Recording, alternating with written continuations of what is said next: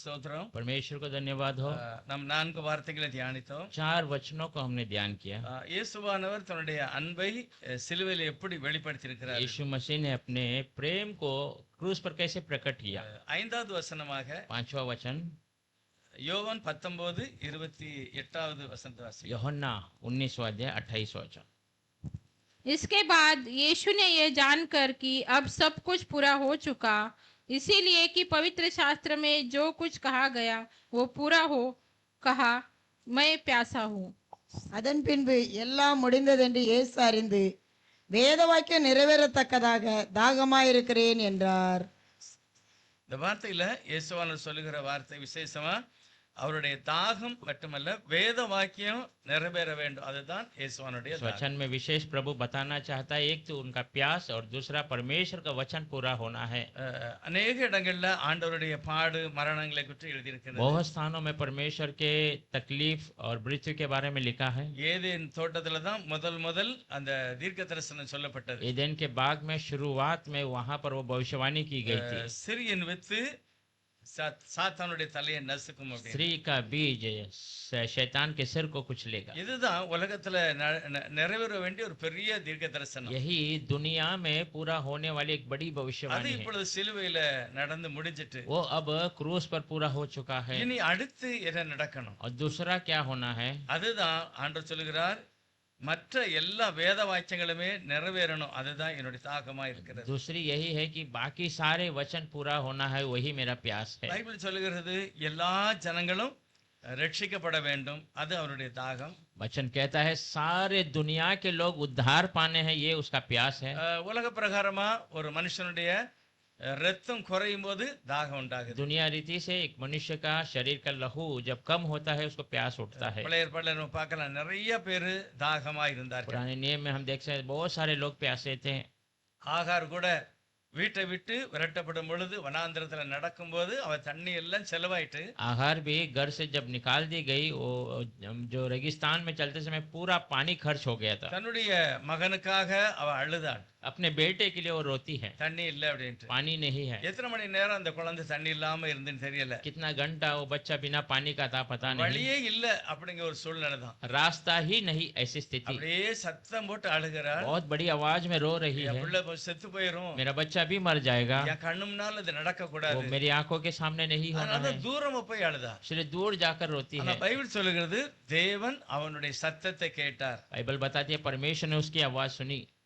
தாகத்துல அழுகிற பிள்ளைகளுடைய சத்தத்தை கேட்டார். प्यास में रोने वाले बच्चे की आवाज सुनी। தேவனே இறங்கி வந்தார். परमेश्वर स्वयं उतर कर பைபிள் आया। சொல்லுது கர்த்தருடைய தூதனானவர் இறங்கினார். बाइबल बताता है परमेश्वर का स्वर्गदूत उतरा। ஆகாரே உனக்கு என்ன சம்பவித்தது? ए आहार तेरे लिए क्या हो गया? பிள்ளை இருக்கிற இடத்துல நீ போ, உனக்கு தண்ணி இருக்குன்னு சொல்லி हाँ, तो அவருக்கு தண்ணீரை बच्चा கொடுத்தார். जहाँ है वहाँ तो जा, वहाँ पर पानी है, ऐसा कहा। ஆகவே தண்ணீர் தாகத்தினால எவ்வளவு கொடுமை என்று ஆண்டவருக்கு தெரியும். पानी का प्यास कितना बुरा बात है ये प्रभु जानता है। சிம்சோனும் கூட தேவனால் அபிஷேகம் பண்ணப்பட்ட ஒரு மனிதன் தான். सिमसोन भी परमेश्वर से अभिषेक किया हुआ दास है। அவனுக்கு ஒரு முறை இந்த மாதிரி ஒரு தாகம் வருகிறது. उसको भी ऐसा एक बड़ा प्यास आ जाता அவர் है। சொல்லுற, ஆண்டவரே நீர் அழைத்த அழைப்புல நான் போனேன், प्रभु आपने जो बुलाया उस बुलाहट में मैं गया, ஆனால் என்னுடைய குறையெல்லாம் நீர் மனதுல வைக்கல. फिर भी मेरी कमियों को अपने मन में नहीं रखा। ஆனா என்னை இந்த சத்துரு கையில நீர் விட்டுற கூடாது. पर मुझे इस शत्रु के हाथों में नहीं देना। தாகமா अब இருக்கிறேன், मैं प्यासा हूँ, எனக்கு தண்ணி வேணும். मुझे पानी चाहिए। பைபிள் சொல்லுகிறது வனாந்தரத்துல ஒரு நீரூற்றை உண்டாக்கி கர்த்தர் கொடுத்தார். बाइबल बताती है जंगल में एक जल का झरना को प्रभु ने तैयार। தாகம் எல்லாருடைய வாழ்க்கையிலையும் அது சகிக்க முடியாதது. प्यास सारे लोगों के जीवन में आता है, वो सहन नहीं இந்த किया जा सकता। தாகம் வரும்போது ஆண்டவர் நினைக்கிறது, இந்த ஜனம் யாரை பார்த்து போகிறாங்க? प्यास आते समय प्रभु देखता है ये लोग किसे देखकर जा रहे हैं। இஸ்ரவேல் ஜனங்களுக்கு தாகம் ஏற்பட்டது. इजरायली लोगों को प्यास आ गया था। அந்த தாகம் வரும்போது அவங்களுடைய நம்பிக்கை இல்ல, அவங்க யாரை தேடுதாங்கன்னு பாக்குறாரு. उस प्यास आते समय उनका भरोसा या वो किसकी खोज करते हैं करके என்ன தாகமா இருந்தாலும் சரி, कुछ भी प्यास क्यों ना हो। ஒருவேளை நம்முடைய வீடு வாசலுக்காக, एक हमारे घर द्वार का प्यास நல்ல हो, வேலை நல்ல சம்பளத்துக்காக, अच्छा नौकरी अच्छा पगार का, திருமண வாழ்க்கை, या शादी के दिनों, எதுவா இருந்தாலும் சரி, कोई भी कुछ भी क्यों ना हो, மனுஷனுடைய ஒரு ஆசை ஒரு தாகம் இருக்கு. मनुष्य का एक आशा एक प्यास के रूप ஆனா में। இந்த இப்படிப்பட்ட சூழ்நிலையில அவனுடைய இருதயம் யாரை நாடுகிறது? ऐसी स्थिति में उसका मन किसको ढूंढता है, யாரை தேடுதாங்க? किसको ढूंढता है, இதுதான் ஆண்டவர் பார்த்துக்கிட்டு இருக்கிறார். यही प्रभु देखता है। ஆண்டவரும் கூட தாகத்தோட சத்தம் விடுறது ஒண்ணு, உலக பிரகாரமாவும் தாகம் இருக்கிறது. हाँ परमेश्वर प्यास से आवाज उठाता, दुनिया रीति का भी एक प्यास है। ஆனா ஆவிக்குரிய பிரகாரம் எல்லா ஜனங்களுமே தெய்வத்தை அடையாளம் காண और வேண்டும். आत्मिक रीति से सारे लोग परमेश्वर को जान लेना है। இயேசுவானவர் யாரு? यीशु कौन है? வானத்தையும் பூமியையும் படைத்த சர்வ வல்லவர். स्वर्ग और धरती को बनाने वाला सर्व सामर्थ्य परमेश्वर। அவருடைய ரத்தம் சிந்தினாதான் மனுஷர்களுக்கு பாவம் மன்னிப்பு. उसका लहू गिरा तो मनुष्य को पाप का क्षमा ஆனா है। தேவன் ஆவியாக இருக்கிறார். परमेश्वर आत्मा है, அவரிடத்துல ரத்தமே கிடையாது. उसके अंदर कोई लहू नहीं है। அப்ப தேவன் மனிதனாக இறங்கி இந்த சாவுக்காக தன்னை ஒப்பு கொடுக்கிறார். परमेश्वर मनुष्य बनकर उतर कर इस मृत्यु के लिए अपने आप को सौंपता है। இயேசுவானவர் குறித்து தீர்க்க தரிசனம் சொல்லுகிறது. यीशु मसीह के बारे में भविष्यवक्ताएं कहते हैं। புதிய ஏற்பாட்டில் எபிரேயர் சொல்லுகிறது, नए नियम में विवरण कहता है, எனக்காக ஒரு சரீரத்தை நீ ஆயத்தப்படுத்தி வைத்திருக்கிறாய். मेरे लिए एक शरीर को आपने तैयार किया है। அந்த சரீரத்துல தான் இயேசுவானவர் இறங்கி उस வருகிறார். शरीर में यीशु मसीह उतर कर आया है। தேவன் மனிதனாய் இறங்கி வருகிறார். परमेश्वर मनुष्य बनकर उतर कर आया। அவருடைய நோக்கம் ஒரே ஒரு காரியம் தான், எல்லா மனுஷர்களுமே மீட்கப்பட வேண்டும். उसका एक ही विचार है कि सारे मानव जाति छुड़ाया जाए। அவரை நம்பணும். उस पे भरोसा करें। இவர்தான் சர்வ வல்லமுள்ளவர். यही सर्व सामर्थ्य है। எனக்காக இந்த உலகத்துல மனிதனாக பிறந்திருக்கிறார். मेरे लिए इस दुनिया में मनुष्य என்னுடைய எல்லா தாகத்தையுமே அவர் தீர்க்க முடியும். मेरे सारे प्यास को बुझा सकता है। அதுதான் அவர் இந்த மனிதனாக இறங்கி வருகிறார். उसीलिए वो मनुष्य बनकर आया है। ஊழிய காலத்துல கூட யோவான் 4வது அதிகாரத்துல सेवा के समय में भी यूहन्ना 4 अध्याय में சமாரிய ஸ்திரியை பார்த்து சொல்லுகிறார், நான் தாகமா இருக்கிறேன், எனக்கு தண்ணி கான்னு கேட்காரு. समार्य स्त्री को देख रहा था, मैं प्यासा हूँ, मुझे पानी दे। அவர் கொடுத்த மாதிரியோ அவர் குடிச்ச மாதிரியோ இல்ல. उसने दिया या उसने पिया ऐसा ஆனா नहीं அவர் है। சொல்லுகிறார், என் பிதாவுடைய சித்தம் செய்வதுதான் என்னுடைய சாப்பாடு, என்னுடைய தாகம். हाँ, मेरे पिता की मर्जी को पूरा करना ही मेरा भोजन और मेरा प्यास है। இன்றைக்கு நம்ம எல்லாரையுமே கர்த்தர் பார்க்கிறார். आज हम सबको प्रभु देखता है। தேவன் பார்க்கிற பார்வை என்னது? परमेश्वर देखने की नजरिया क्या है? அறகுறையான நம்பிக்கை இல்ல, आधा अधूरा भरोसा नहीं, முழுமையான ஒரு நம்பிக்கை. परिपूर्ण भरोसा। கிறிஸ்து எனக்காக எல்லாவற்றையும் செய்து முடித்தார். मसीह मेरे लिए सब कुछ कर दिया है। அந்த நம்பிக்கை தான் நம்ம வாழ்க்கையில தேவை. वो भरोसा हमारे जीवन में அது जरूरत இருந்தா நாம் கர்த்தரை சார்ந்திருப்போம். है। वो रहेगा, हम प्रभु पे निर्भर रहेंगे, ஆண்டவருக்கு நன்றி சொல்லுவோம். प्रभु को धन्यवाद करेंगे। காரணம் என்ன அப்படின்னா, कारण क्या है? அந்த வசனம் என்ன சொல்லுதுன்னா, தேவனை நான் முழுமையாக நம்பினதை நான் உறுதிப்படுத்துகிறது எப்படி? वो वचन ऐसा कहता है, प्रभु पे मैं भरोसा जो परिपूर्ण करता हूँ उसे मैं पक्का कर देता हूँ। தேவையை நான் சொல்லிட்டு நான் அவருக்கு நன்றி சொல்லணும். जरूरतों को मैं बताकर मैं उसको धन्यवाद करूँ। நீதிமொழிகள்ல சொல்லுகிற ஒரு வசனம் नीति वचन में कहने वाला एक शब्द है, முதல் 21வது வசனம் சொல்லுகிறது, नीति वचन 21वां अध्याय में 25ல 21. 25 में 21, உன் சத்துரு பசியாயிருந்தால் அவனுக்கு புசிக்க ஆகாரம் கொடு, அவன் தாகமாயிருந்தால் குடிக்க தண்ணீர் கொடு. यदि यदि तेरा बैरी भूखा हो तो उसको रोटी खिलाना, और यदि वो प्यासा हो तो उसे पानी पिलाना। ரோமர் 12:20 கூட வாசிப்போம். रोम 12वां अध्याय 20 वचन भी पढ़ेंगे। அன்றியும் உன் சத்துரு பசியாயிருந்தால் அவனுக்கு போஜனம் கொடு, அவன் தாகமாயிருந்தால் அவனுக்கு பானம் கொடு. நீ இப்படி செய்வதினால் அக்கினி தழலை அவன் தலையின் மேல் குவிப்பாய். இந்த இடத்துல தேவன் மனுஷர்களுக்கு உதவி செய்வதற்கு மனுஷர்களையும் சொல்லுகிறார். इस जगह पर परमेश्वर मनुष्य को मदद करने के लिए मनुष्य के बारे में कहता है, கண்டிப்பா இதை செய்யணும். तो निश्चय से करना है। அவர் சொல்லும்போது அவர் நமக்காக கூட இந்த காரியத்தை और செய்கிறார். कहते समय वो हमारे लिए भी ऐसे कार्य நான் करता பசியா இருந்தால் அவர் எனக்கு சாப்பாடு கொடுப்பாரு. है। मैं भूखा रहूंगा, वो मुझे भोजन நான் देगा। தாகமா இருந்தால் என்னுடைய தேவையை அவர் சந்திப்பார். मैं प्यासा रहूंगा तो मेरी जरूरत को वो पूरी ஏதேன் தோட்டத்துல நடந்த அந்த ஸ்டோரியை பார்க்கும்போது करेगा। एदेन के बाग में हुई उस कहानी को देखेंगे तो இயேசுவானுடைய வாழ்க்கையில சிலுவையில எல்லாமே நடந்தது. यीशु मसीह के जीवन में उस क्रूस में सारी बातें सेम எல்லா பயமுறுத்தல் அவருக்கு மேல இருந்தது. सारा भय करने वाली बातें उसके ऊपर था। அவருடைய துணியை எடுத்துக்கொண்டார்கள். उसके वस्त्र को ले लिए गए थे। ஆதாமுடைய துணியும் கூட போயிட்டு. आदम का वस्त्र भी चले गया। பைபிள் சொல்லுது அவருடைய ஆவிக்குரிய சரீரத்தை துணியை இழந்துதான் நிர்வாணமாய் காணப்பட்டார். बाइबल बताती है उसका आत्मिक वस्त्र निकल कर वो नंगापन में दिखाई दिया। இரண்டாவது அவர் சொல்லுகிறார், உன் மனைவி வேதனையோட பிள்ளை பெறுவாள். दूसरा वो कहता तेरी औरत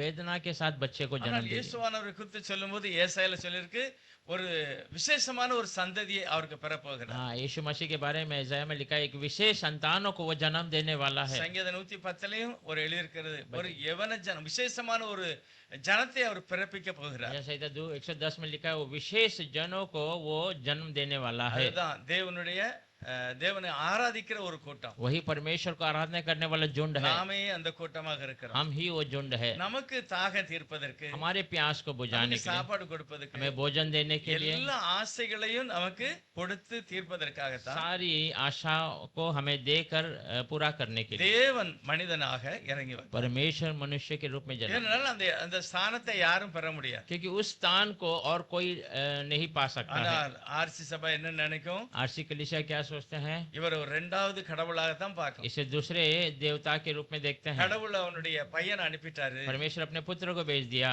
ஆனா உண்மை அதல்ல. सच्ची बात वो नहीं है। அந்த இந்த நியாயம் தீர்க்கும்போது சொல்றாங்க, न्याय करते समय कहता है, யோவான் 19வது அதிகாரத்துல யோहन्ना 19वां अध्याय में 7வது வசனம் சொல்லுகிறது, 7वां वचन कहता है, யூதர்கள் அவனுக்கு பிரதித்திரமாக, பிலாத்துக்கு பிரதித்திரமாக, எங்களுக்கு ஒரு நியாயப்பிரமாணம் உண்டு. யூதர்களுக்கு என்ன நியாயப்பிரமாணம்? மோசையின் நியாயப்பிரமாணம். यहूदियों का एक ही व्यवस्था है, वो मूसा का दिया हुआ। இவன் தன்னை தேவனுடைய குமாரன் என்று சொன்னபடியினால், இவன் தந்தை தேவனுடைய குமாரன் என்று சொன்னபடினால் அப்படின்னு என்ன அர்த்தம்?